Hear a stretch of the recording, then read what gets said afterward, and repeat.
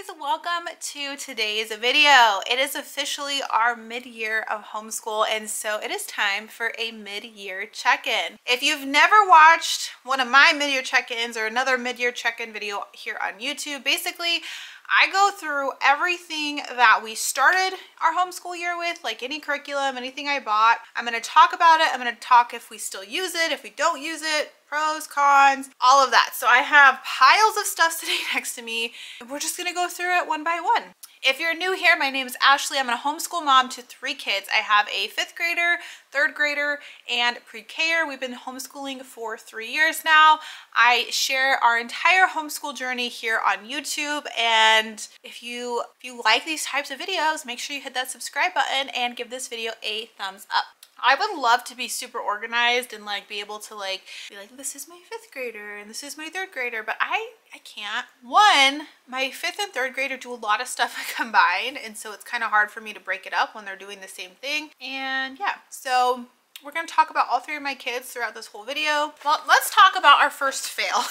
So I had this crazy idea at the beginning of this homeschool year to buy 8 different literature unit studies. So we really like literature studies. I really like literature studies for like a book. So we'll read a book and we have a unit study to go along the book. Last year we used Moving Beyond the Page and it was awesome and it was great. And so I don't know why, but this year I decided to get a little crazy and I bought 8 different literature guides. I only have 2 to show right now. I don't know where I put my other ones.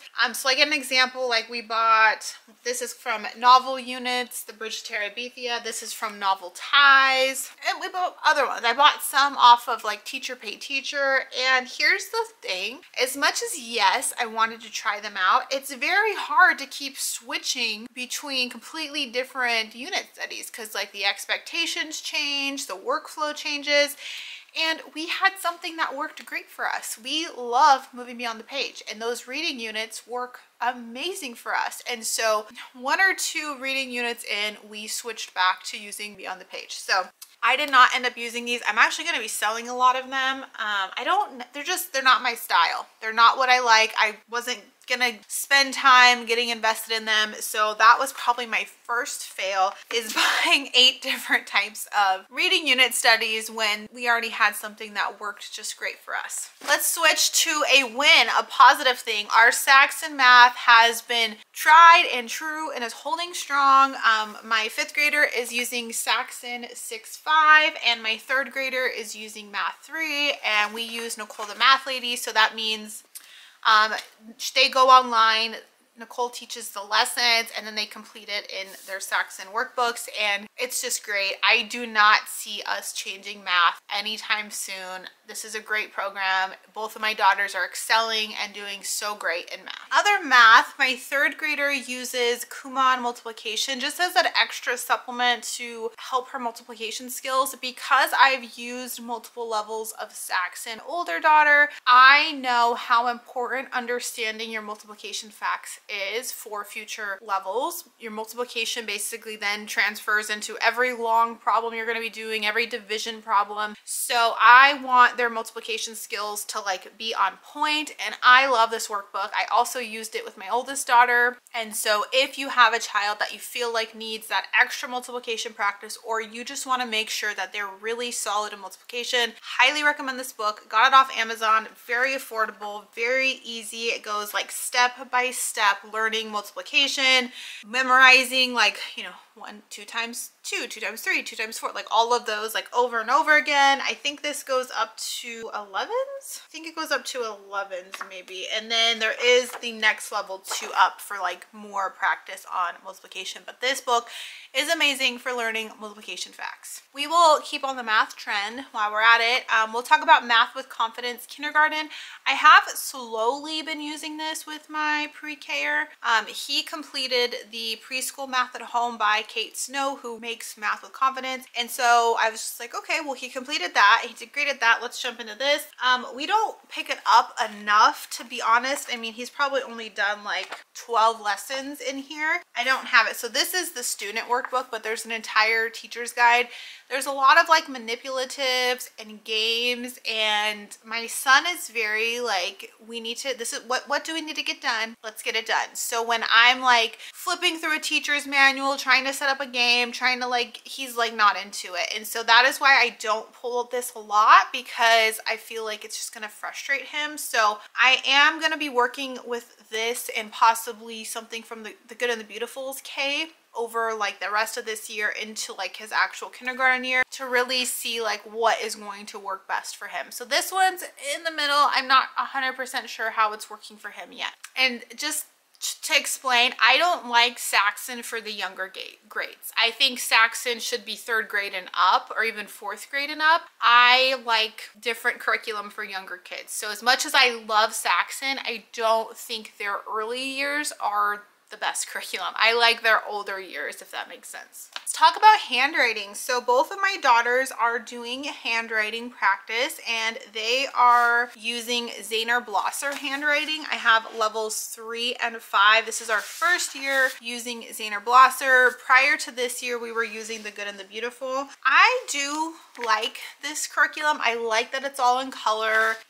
There are like little QR codes you can scan to like watch videos. I feel like it's a lot more quicker of a pace. It's like a lot more like in depth than like the Good and the Beautiful handwriting is, which is good and bad. So like for my 5th grader, she's been practicing cursive for 3 years. It's working great for her. My 3rd grader, who was only dabbled in cursive, it took her a little bit longer to catch on fully, but I do like this program because not only is it teaching them to write in cursive, it's teaching them how to read in cursive. So a lot of times in here there's passages written in cursive. Sometimes it's because the passage has incorrect cursive, like they're not connecting things correctly, the letters aren't correct, and so you have to be able to fix those. And then other than that, it's just reading passages, reading documents in cursive, which I think is very important too. So I don't know what my decision is on handwriting for next year. I'll be doing that in an updated video, but overall this is an okay curriculum. I don't hate it, I don't love it either, so we'll see. We did complete a Moving Beyond the Page reading unit, Iggy's House. I did a whole review video so you can get super in-depth on this, but absolutely loved it. As always, love Moving Beyond the Page units, loved this book, Iggy's House, loved all the activities in here. This was definitely a win. Both my 5th and 3rd grader did this together. Something that I just wanted to share, because I know a lot of people bought these School Nest notebooks because they're cute. It has their grade level on it and it's a notebook, but then it's just a big notebook. So what we did is we added tabs in our notebook. They're just like these little sticker tabs, and we made different sections on ours. And so we have vocabulary, journal, reading, science, and history, because in those curriculums there are times where they just need to write stuff down. And so I'm like, you know what, let's use this journal for everything. We'll document everything going on this in your year, and this is what we will keep as like kind of a memory type things for the school year. So in the journal, and I don't want to share too much, but I print out like little pictures and then they can journal. Sometimes it's about like a special co-op event or like a special activity we did. Vocabulary, there is so many times in all of our different curriculums, all of our different unit studies where they have vocabulary words. And so all I want them to do is write the word down and write the meaning of it. So they're kind of getting that practice, and then they can go back and reference it if they need to. Science, a lot of times there's stuff they need to cut and paste, pictures they need to draw, notes they need to take. Same with history, just whatever the case may be. And then at the very back, I printed out like a book rating sheet so they could track all the books that they've been reading and rate them, which I thought would be fun to look back on at the end of the year. So that's how we handle these notebooks. I was totally like, at first I just had it as their journal, and I was like, you know what, there's no way we're gonna fill this up if we only use it for that. So we added those different tabs in here. This was our first year using Apology as Earth Science. Using Apologia, and we're using their Earth Science. This is part of their Exploring Creation, the Young Explorer series. So they have multiple science curriculums that are for, I think, grades 1 through 6. So these are good if you have multiple kids, multiple age levels to teach at the same time. I do recommend each kid has their own textbook. Like this is everything they need. because there's so many pictures in here and so many like examples. And so even if it's you, the teacher, reading, or your child reading aloud, or there's audio, they really need to be following along and like looking at the pictures. This one does get pretty like in depth on some stuff. It is earth science, so I mean there's like a whole section. What was it on that we just did? Oh yeah, it was on like just like landforms and stuff, and like volcanoes, and like, I mean, it's cool, but it does go very in depth on these topics. And so my only, I don't even want to say complaint, because we do really like it, but it is like a lot on the same type of things. So we've just been learning about the earth, you know, for months now. And so my only like thing I would say is that it is getting a little like redundant, and it would be nice to be like, you know what, I just want to learn about an animal. Like, can we just pause learning about tectonic plates, and can we just switch to an animal? So I almost, because there's only 14 lessons, and one lesson normally takes like us like 2 weeks. So this isn't going to take us through our whole homeschool year. So it would almost be nice if you took one of like their very specific sciences and one of their animal ones, because they have animals that fly, animals that swim, and animals that are on land, and you kind of like did like one unit in here and then switch. I think it would just break it up a little bit better, because like if I say tectonic plates to my kids one more time, they're gonna lose their minds. So that's my only kind of complaint. But that's also because we're a unit study family. So like we did a unit study last year on the water cycle, and it took us 3 weeks. We loved it. We were super into the water cycle and everything about the water cycle, but then we were done. And then we switched on to, I think we did like a butterfly unit study. So what was cool is in here, we do go to a section where we're learning about the water cycle. And it was really cool, like watching my kids, like they knew it. They already like learned all that. But this book does dwell a bit on things. But so again, I think that too is like, it's hard for me to understand how could like a second grader, I don't know. This is definitely an older level, I would say. This is definitely, I think, 3rd grade and up, even 4th grade and up. It goes into some pretty in-depth, complex topics in this book. And my only other thing I'll say, just because we're doing it, we're going through the mid-year wrap-up, this was so activity heavy in the beginning. Like the first 4 like lessons were so activity heavy. Every day we were doing at least 1 to 2 activities, and then they kind of just stopped. And then I feel like they're not balanced in that way. Like now we'll go lessons without an activity, or it's not like an activity you would do. It's like, oh, go observe a lake near you or something. My other complaint is like when we were learning about rocks, there was like 4 activities back to back that were all like cooking. And I just like wish they were like spread out more, like more balanced. Like, okay, we're gonna do some like paper activities, and then we're gonna do a cooking activity, and then we're gonna do a coloring activity. So I feel like the balance of activities, like the quantity of them, and then like the different types of activities is not balanced really well. So it is kind of hard to like plan around that, if that makes sense. But I don't hate it. I don't hate it. I do like it. I just want to point those things out for anyone who's thinking about this curriculum. All right, I needed to get a drink and take a break. Have you guys not tried Olipop? They are my favorite drinks. Here's like the nutrition. So there's only 35 calories in this and 2 grams of sugar. There is caffeine in this one because it's like it's supposed to be like a Coke, like a Coca-Cola. My favorite is the root beer one. There's like a Sprite lemon lime one. Those ones don't have caffeine, but today I need caffeine, so I'm trying this one out. But they also have like fiber, and like it's good for like gut health. There's probiotics, prebiotics. They're my favorite. I drink them all the time. Let's talk about kind of more on the language arts side. Told you this wasn't going to be organized. I'm just pulling from a stack that's next to me and talking.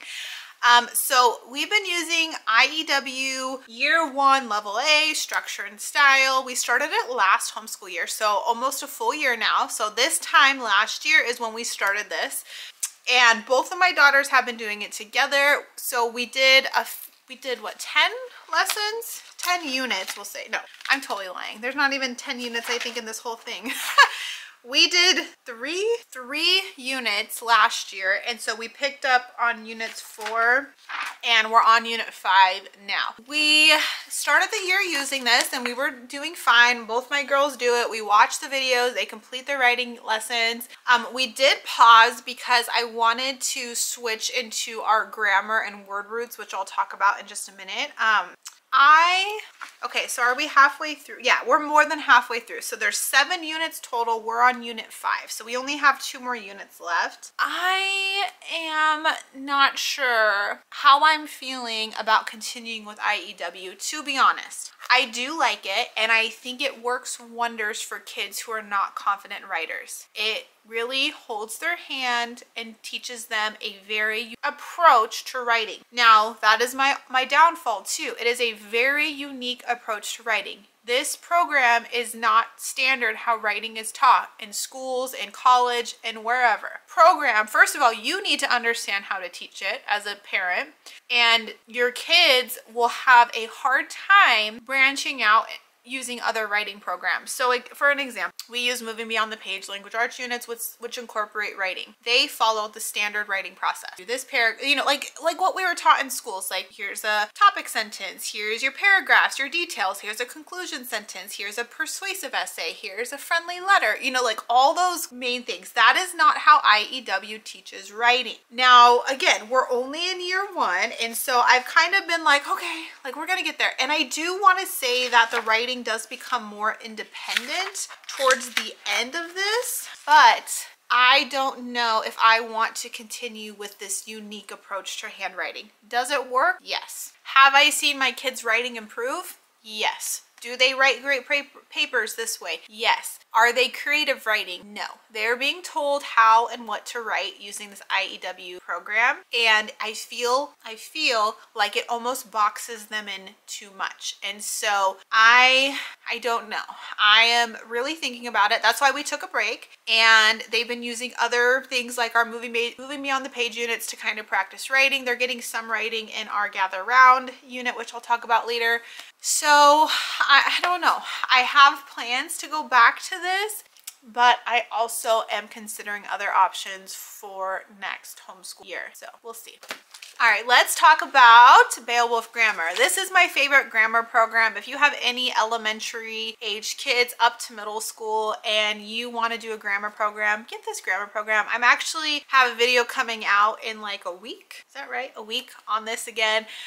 We started, same thing. We started using this last year at our midpoint, and we used it and we stopped at like the end of a semester or unit, whatever it's called, and we just picked it back up, and my kids love it. I like the way it teaches stuff. You know, we spend like a good amount of lessons on like one concept, and then on. The dog is fun. Like if you like animals and dogs, like how could you not love this unit? Little Beowulf is so cute. He teaches lessons. He gets in like the comics and stuff, and so I don't know. I love it. I will, and just so you know, I get this asked all the time. This is the teacher's guide. It is separate, and then I just printed it out and bound it myself. So their products are normally all digital, but I always get that question when I hold this up. So this is just my teacher's manual. I will say that we do find ourselves skipping a lot of like the cutting out and pasting activities. I feel like that is good for the younger ages. My older kids are over it. Now, what I do like about Beowulf Grammar, because I believe you can use it for grades 1 through 6. I think that's what they recommend. I could be lying, but in my video coming out, I'll make sure I clarify what age levels.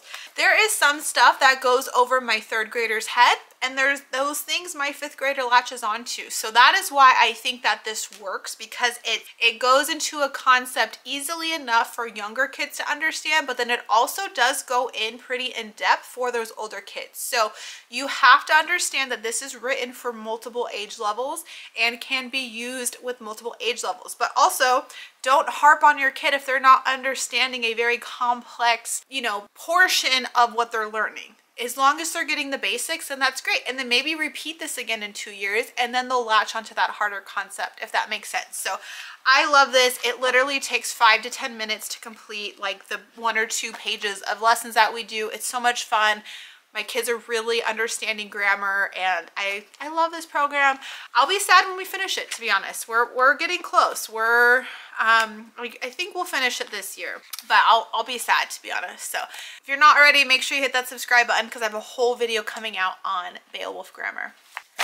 And then we also use word roots. Word roots is very good for building vocabulary and spelling skills, but it is a unique approach. So basically it teaches your kids to break words apart by the roots, prefixes, and suffixes. And so they're continuously learning new root words and then applying prefixes and suffixes and the meaning to those. So it is all about vocabulary and understanding words. I have firsthand seen my kids use these skills in other curriculum. When we're trying to figure out what does a word mean in our science unit, if the word starts with hydro, they automatically know that something is talking about water. So I think that that concept is what I wanted out of this. I wanted them to understand that words can be broken up and you can sometimes figure out the meaning just knowing portions of the words, or like be able to like try to figure out the meaning of it. Like if you're taking a vocabulary test, you can do like deductive reasoning and figure out the words. So I love this because it teaches your kids a different way to think about stuff. So there's other levels that we'll definitely continue on in future. These take 5-10 minutes. Again, we only do one, maybe 2 pages a day. I think just 1 page a day is what we're doing right now, but super easy and a very good concept that I really like teaching our kids for like future things that they might go through, college, testing, all of that. Let's talk about history. History I struggled with so bad this year. I couldn't make a decision, and so when we started our school year, I was like, we're just gonna read the Tuttle Twins history, which we have been reading, and this is fine. I love their books, but this is just a reading book, so I could not like get in a good flow reading this with the included like activities and lessons that this comes with. Like I just couldn't match it up. I tried so hard and I just couldn't do it. So I love this book. I loved reading this book with my kids. My kids love it. We love the Tuttle Twins as characters, but like it wasn't a history curriculum to me. So like that's fine. But then I tried to use the Evan Moore history pockets to kind of like enhance the reading and like do stuff, and this was okay, but it didn't work. And so at that point I was just like, you know what, I need to go back to what works. And so I decided to go back to the Gather Round history. We did US History 1 last year, so I was just like, let's do US History 2 this year, and it's been working great. No complaints. It's awesome. I even figured out, so I print, you know, everything out for my girls, but then I have learned to cast from my iPad to we have a TV in our homeschool room now. The teacher's guides, like as I'm reading it, they can see it up on the screen and stuff like that. So it's worked fine. It works great. I really like the point of history we're learning about like the Revolutionary War and stuff, and so we're getting like past like the early part of history and like into more. So that's been working great. It's been working fine. I haven't made any decisions for next year, but that's where we're at right now. Last kind of round of updates is my pre-K-er. We've bounced around a lot with his stuff. We started out using Sunlight's pre-K, and as much as I loved it, it just was not for him. Having to read 5 books a day, like out of 5 different books a day was just not, he's not the type of kid to sit there and do that. It just was not working. So I kind of had to like switch and morph and just simplify, to be honest. So I found this like alphabet thing on Teacher Paid Teachers, where every letter of the alphabet you get a printout like this. And so this is how we start our day. We write his name, we color that little thing, we trace, we write our own, we find them. There's cutting and pasting practice. So it's like hitting a lot of things in one very simple paper. And then we've been using the All About Reading pre-reading activity book. Not the program, just this activity book. I was not a fan of the program. My son was getting bored, to be honest. So we've only been using this. So we'll match it up to whatever letter is there. And so they have like, you know, like the little letter of the day. There's like always like a fun way to color it. Sometimes we paint it, sometimes we glue stuff on it. And so we've really been focusing on letters, letter sounds, identifying letters, letter sounds. I can't say that enough because that's really what we're like focusing a lot on. Just picked up Good and Beautiful's kindergarten prep. I want to run through this with him, and then we will talk about jumping into our kindergarten curriculum. So once I made that change for my son and just really simplified it and really just honed in on like what we're focusing on, it's been great. And like he loves reading library books. Like we'll go to the library, he'll pick out books, we'll sit there and read them, but like the way Sunlight was laid out just was not for him as far as like the full day curriculum. His favorite part of Sunlight was the science portion of it. So I did get kindergarten science from them because he loved the books for science, and you know, you just read through 1 or 2 pages on the book. So I think that that will be a good fit for him. I know I'm forgetting something. I don't know. As far as like our schedule hasn't changed. We homeschool 3 days a week at home, Tuesdays, Wednesdays, and Thursdays, because my kids have co-ops on Mondays and Fridays. On Mondays they have 3 different co-op classes they go to, or they have like field trips and activities, and then on Fridays they have PE in like different activities. So, you know, my kids are pretty much busy Monday through Friday. We're on track with everything. I'll be showing more of like our homeschool planner, kind of like getting organized, how I prep, and I am already in full force mode for planning for next school year. So I hope you guys enjoyed this mid-year check-in. I hope you guys enjoy my channel and my videos. Thank you all for your support, and have a great day. Bye guys.